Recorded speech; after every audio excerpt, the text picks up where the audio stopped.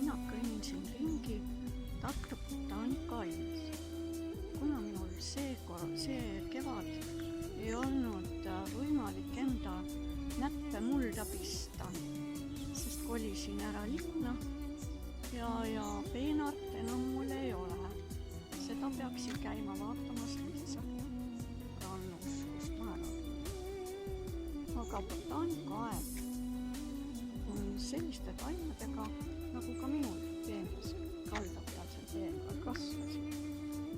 Seekordne vahenäppude teema minu jaoks piirdus 2 kobartomati taimega, mille ma istutasin kotti ja asetasin aknalauale.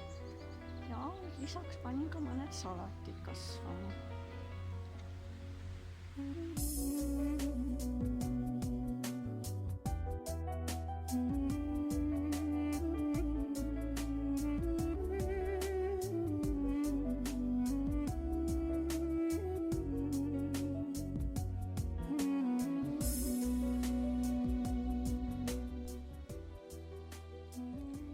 Sellel kevadel istutasin mina endale 2 väikest kobartomati taime.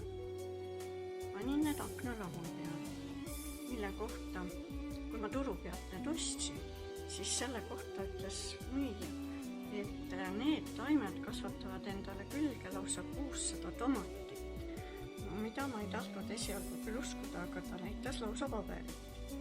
Ja näete, siin juba väikesed õied ongi olemas ning varsti loodame isegi tomateid saama hakata. Aknalaua peal on muidugi väga kuumaks läheb ja nad saavad, muld kuivab liiga ruttu ära, siis tuleb neid natukene ikkagi kasta. Et siis loodame varsti neid vilju saama hakata ja sööma. Need ilusad taimed on küll